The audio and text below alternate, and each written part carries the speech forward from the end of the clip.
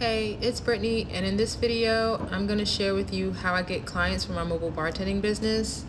And I'm also going to share a few options you may want to explore to get clients for yours. As the ultimate multitasker that I am, I'm going to share while I set up for service. We are serving 125 guests, beer and wine, plus 2 signature mocktails. So before I get started, one thing I think is fair to mention is that when it comes to booking the business and clients that I have, it does stem from a variety of factors. The major factor that contributes to the success or consistent bookings of Milk and Honey is my relationship with God and my relationship with myself. As someone who started from scratch, literally with 50 business cards and a shaker kit, the main thing that I learned throughout building this business is that my mindset and work ethic is what maintains the bookings. Say hey to Ginger, she's gonna be hanging out with us today. But anyway, it's my daily habits, it's what I wake up and consistently do every day. You should also know that I'm not an overnight success. This is hard work. And it's a continuous practice, focus, willpower, resilience, and patience that gain the momentum over time. I got clear on what I wanted, I put energy into that, and I don't put energy into competing with others. I don't necessarily consider myself or my business as having competition. My marketing strategy consists of me focusing on me and what I can do, and how I can provide value to anyone in need of this type of service. I think that one of the many possible reasons you may be finding it tricky to get bookings with consideration to maybe not giving it time is because you may be doing what everyone else is doing and possibly not putting yourself out there as a unique individual or brand. Mobile bartending, just generally speaking, is the service of making drinks, serving drinks for private events and occasions. However, if you've watched my videos, you can see that this is so much more than that. So when it comes to booking events, if you're doing what everyone else is doing, like marketing the way that everyone else is marketing, you're putting yourself into an already crowded pond full of fish. You're not separating yourself and highlighting your uniqueness. And ultimately, you're leaving it to chance for the searching client to catch whatever they can catch. It basically will come down to the client choosing just based on the best price. The most popular marketing strategy that I've seen is the friendly and professional. We're friendly and professional. Like, no shade, but friendly and professional is not a marketing strategy. It's a standard. And if that's how you're going about trying to get people to book you, it's gonna be kind of tricky because everyone else is claiming to be the exact same. Now, I can dive deeper into this topic if you like in another video, but for the sake of simplicity, staying on topic and getting to the point, let's get into how Milk and Honey is booked and other options you may want to explore if you're just starting out or have reached a booking plateau.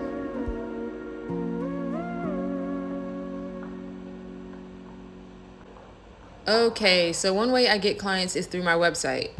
The way it works is that people will simply type in Google search what it is that they're looking for, mobile bartender in Atlanta, for example, and then my business will pop up, among others, but it'll be there.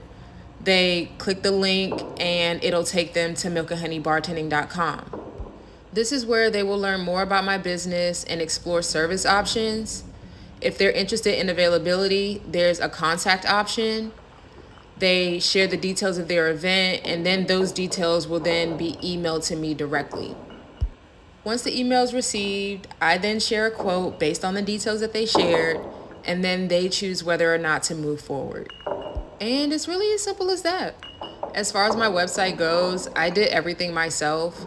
I started off with a template, a pre-done layout, and then I simply customized it to fit my brand.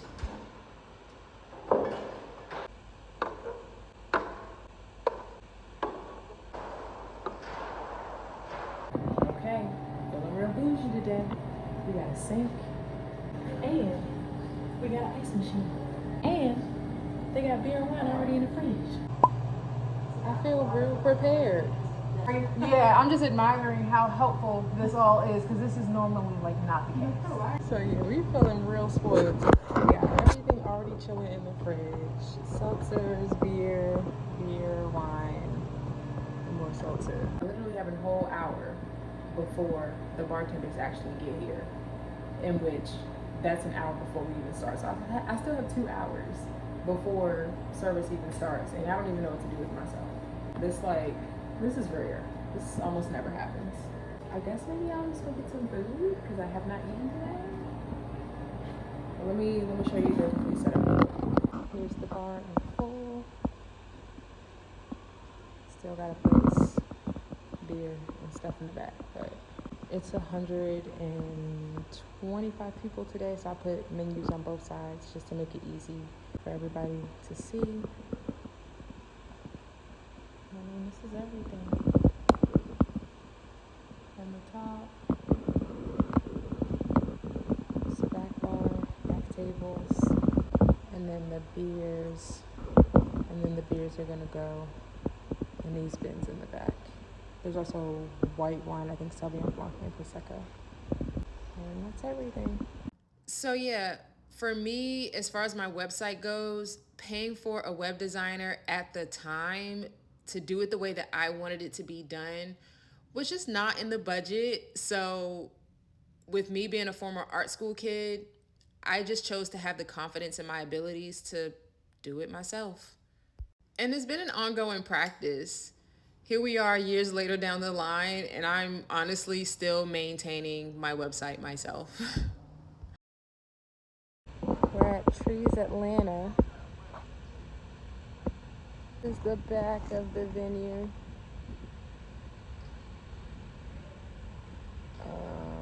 Focus? Okay, there we go. There's a focus.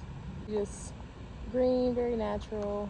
I just learned that it's right off the belt line. They're actually going to learn that they're actually going to be biking here from Cabbagetown. So they're going to bike from Cabbagetown here to the venue via the belt line, and then we're just gonna party that way. I don't know. I don't really know what to expect, but it should be interesting. If you want to DIY your website like I did, just Google it. The same way people can Google mobile bartender in Atlanta, you can Google how to create a website. It's going to take you some time, but to save yourself some money, that's just kind of what it is. Or if you have the funds and want to save yourself some time, simply hire someone to do it for you. There's pros and cons to both, so choose which option works best for you. The second way I get mobile bartending business is through word of mouth. Just trying to see what's going on. People telling other people about Milk and Honey. There's a bit to cover on how this works, so I will share more in another video, but in a nutshell, word of mouth. And then let me know whenever you guys need more cups. So I can grab some more. Cool. Then the third is social media. This one is really nothing to write home about, but I mean, it does generate some business and interest, specifically Instagram. Some people will find Milk and Honey on Instagram and then contact that way. But I always refer them to the website. It's few and far between. It's definitely on the lower end in terms of comparison with the other two. The bulk of Milk and Honey's business is through Google search and word of mouth. And yeah, that's pretty much it for me. Those are the 3 ways that I get clients for Milk and Honey. Now, as for other avenues you may want to explore to get bookings, try listing sites. That's how I started. Now, what Milk and Honey has now only came with time. And I mean, it's not much more I can tell you beyond that. It just comes with time. But for someone starting out looking to get your feet wet, try the listing sites. There are sites that allow you to list your business or service to connect with those who are looking for a mobile bartender. depending on the type of events you want to do. If you're interested in servicing weddings, for example, there's the Knot, Wedding Wire, Wedding Chicks, and a newer one called Zola. Those platforms allow you to list your business or service and be seen by newly engaged couples searching for vendors for their wedding day. Milk and Honey is listed on these platforms, but I don't necessarily use them in a way to where I'm relying on them for business. But if you're just starting out, or just depending on where you are, those platforms may work for you. For me, after much time and money spent, I have learned that the juice isn't really worth the squeeze. On the other hand, I know of other mobile bartenders and mobile bartending businesses that have had success using those platforms. So, I say give it a try and see if it works for you. Then there's also Thumbtack. With Thumbtack, honestly, for me, it's just a no. It's a hard no for me. It's not specific to wedding couples or newly engaged couples. It's a platform for all types of businesses to list themselves. So yeah, mobile bartending businesses can list themselves as well. But yeah, like I said, it's a hard no for me. I used it when I first started my mobile bartending business, but the more I used it and the more the platform evolved, for me, it was a waste of time and a waste of money. Now, this goes back to what I was saying about putting yourself in an already crowded pond full of fish. At the time, it wasn't necessarily, crowded, but what it continued to look like to me was that most people shopping for mobile bartenders through that platform were looking for the best rate, aka the cheapest price. There are other factors to consider, but generally speaking, that's what I learned. On the other hand, it could be a good starting place for you, or a good place for you in general. I know of mobile bartenders who have success in booking events through Thumbtack. It just doesn't work for me. Loving the mocktails. Some of them have switched to doing like a mimosa situation. I'm out here to get some more cups. But yeah, some of them have switched to a mimosa situation. So they're doing the My Paloma with Prosecco, or the Blackberry Sage with Prosecco. I didn't anticipate all of these people drinking mocktails. That's why we say you never know like who's gonna drink what. The beer is kind of going ignored a little bit. I mean, the guys are drinking the beer, and I mean the ladies are drinking the Prosecco, and then like doing the Prosecco with the mocktail mixer, and then white wine. Some red wine drinkers, but yeah, most of them are drinking mocktails, which is crazy. We're on our last 2 bottles, child. We got some hours to go, so we gonna see. Disclaimer, a major heads up. When you use platforms like Thumbtack, you do have to pay to communicate with potential customers. Emphasis on the potential. It is not guaranteed that they will book you. All of those platforms do require some level of fees. So you're going to have to figure out what works best for you and your budget.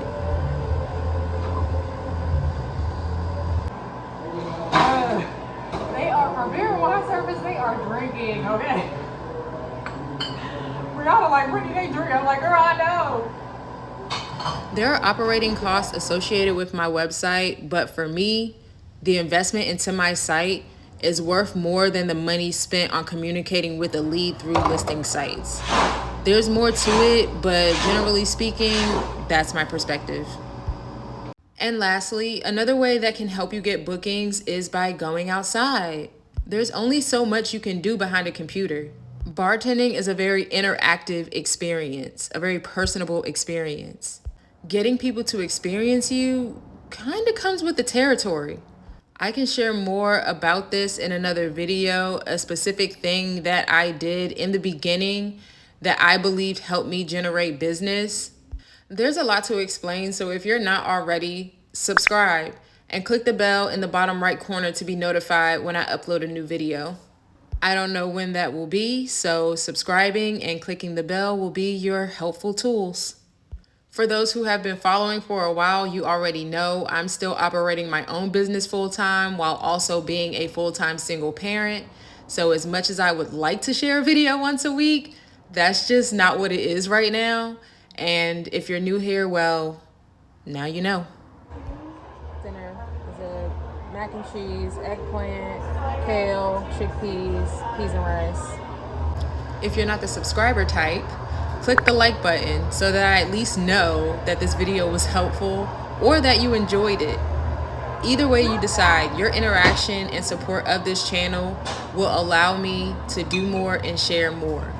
It's literally free to do so, yeah. Also, I'm not going to be doing this forever. From the wise words of Hustle Man, get it while the getting is good. In the meantime, continue watching. Enjoy the rest of the video. I'll catch you guys in the next one. Bye.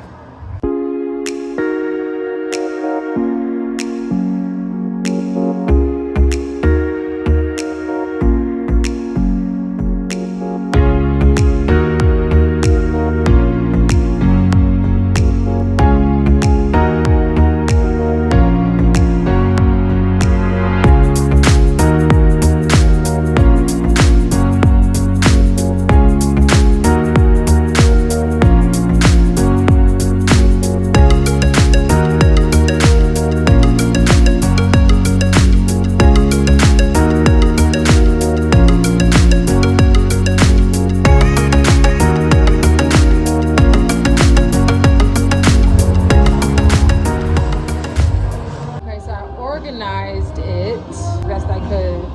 They have so much stuff left over. All of this is seltzer at the top. Bebo, one case of Athena, and then all of this Tropicalia, like there's even more Tropicalia like in the back. Cases in the back. And this Bebo goes 2 rows back. I don't know if you can see, but let me see if I can get on this side. Yeah, the Bebo. And wine, this is a full case. This one, I don't know how many are in here, I gotta count, but, and then this was Prosecco. We're approaching last call soon. I am tired.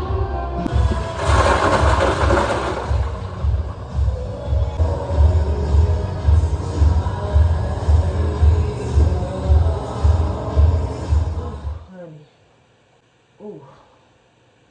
I literally cannot wrap my mind around how they went through those mocktails still. I mean, I get it in terms of them like being delicious, and I love that. But I just did not anticipate them drinking the mocktail like that. Oh my God, my back hurts so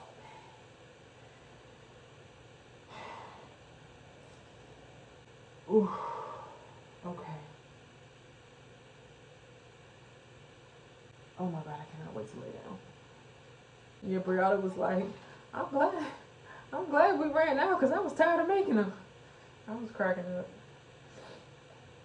But yeah, they made a bunch. They made as many mocktails as they could. Excuse me. That's pretty much, you know, what most people started out with, and then they switched to beer or wine or whatever. A lot of people were substituting the club soda in the My Paloma mocktail for Prosecco. So yeah, that was a thing. I think some of them might have did blackberry sage too. I'm not surprised. People have done that before, but I don't know. I just did not anticipate them doing that for some reason. They went through a good amount of stuff. They had so much beer left over. They had so much Tropicalia left over, so much Bebo, and then everything else was like, I guess, pretty standard. But I mean, they went through it. Oh, excuse me. They partied a great deal. I had a good time. They were a sweet crowd. Me though, I was working like a slave, child. For some reason, it doesn't matter whether it's beer and wine service only, or when we do cocktails. Or even, honestly, even when we did mocktail only service for a wedding, and that got even pretty intense. Wedding people for some reason just are like, it's just always so much work. I don't know what it is. It's like, I don't know if they seem to be like drinking faster. Birthday parties seem to be different. I mean, corporate events are just different in general, but the whole night went, oof. The whole night went well. Like, it felt really, really long. I know I was there for, how many hours was I there for? I was there for like 9 hours. Standing up nonstop. The planner, she gave me a chair when I went to eat. I'm just so used to standing up when I eat. It didn't even occur to me to get a chair. I was just like, let me eat this food real quick so I can get back to doing what I was doing. But I did allow myself to just take a moment, sit.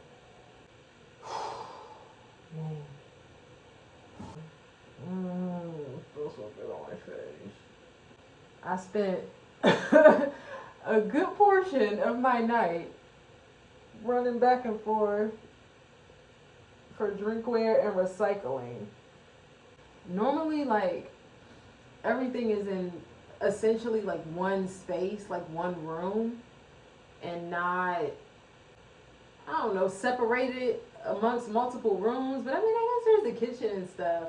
I don't know. For some reason, that this just seemed really intense in terms of the places that I had to walk from, the like where they dined, and then where the bar and the dance floor was, and then where the kitchen was, and then outside. It just seemed, I don't know, for some reason it just seemed, man, I'm always doing the most, but for some reason it just seemed like I was just doing the most. Like, I don't know. But the whole maintaining of the glassware and trying to maintain keeping up with those cups. Because those cups, like, they're not cheap. So if I don't have to keep rebuying them, which is what I was doing once upon a time, I would just dispose of them. I would recycle them upon the completion of service. Like, so per every event, I would take them back and then just dispose of them in a recycling. But them cups are expensive. And if I don't have to keep buying them, I much rather, do I much rather? Clearly I do. But I much rather, just wash them and reuse them that way. But the thing is that they're not dishwasher safe. So I can't just throw them in a dishwasher. I have to hand wash them.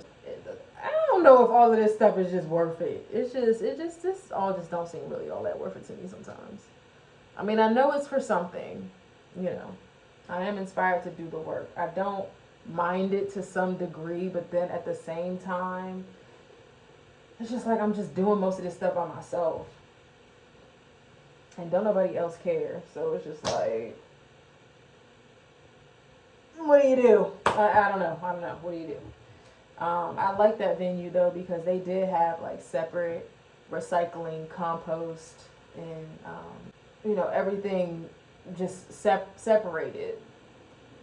But the thing about when people are drinking, nobody cares. Like, nobody cares. So it really is like an extra, it's just extra work. It's just extra work. So for somebody that literally started a mobile bartending business with health and planet in mind, with being sustainable and eco-friendly in mind, like, that was, it is one of my main focuses, and it was one of the things that inspired, me to create Milk and Honey in the way in which I have. It's just like, bruh, I don't know what to do. I don't know. Keep trucking along, I guess. Let me wash my face. So the cups, I mean, it just is what it is. All of it is just is what it is. It ain't really anything I can do about it. I can either just be messy and wasteful like everybody else and just keep throwing stuff in the trash, which that just does not sit well on my heart. It just doesn't sit well on my heart. It doesn't sit well on my soul. I want to do it this way. I'm just trying to figure out what is an easier way. I don't think there is an easier way. I really don't. I don't know. I've tried. And it's been an ongoing practice. I need to probably stop. I don't know how to. I gotta do something because my face better not. Yeah, I mean, it's been an ongoing practice. I'm not really sure what to do. Setup, I have the full understanding that it is a therapy session for me. I enjoy setting up. I do. I like the end result of me, figuring it out and me making it look like very just like presentable. I like that part. That's my favorite. So I think I will continue to set up by myself. Anytime that I try to involve other people with the setup, it just breeds chaos. It's just chaotic. Everybody just trying to get it done, like putting stuff anywhere. It just bothers me. It bothers me. It does. I can't pretend that it don't. I don't know why it does, but it just does. And the only thing that I know to do is to do it by myself. And the unloading and everything is, a lot, but I can't teach people to care. I do my best to teach people to be organized, but at the end of the day, if they don't care, it's only so much that I can do. People just be trying to come in, get the money, and go on about their business. So, anyway, I'm going to go eat some watermelon and get ready for the week. Oh, I literally have to get up at, I get up at 6 a.m. anyway, but we have a 10 a.m. birthday party tomorrow, me and Creek. I think it's from 10 to 1. And then we'll come home and get ready for school. And then get ready for our birthday. It's officially a week away. It's a Saturday. It's one Saturday away. Alright, well, I'm going to bed. I'll holler.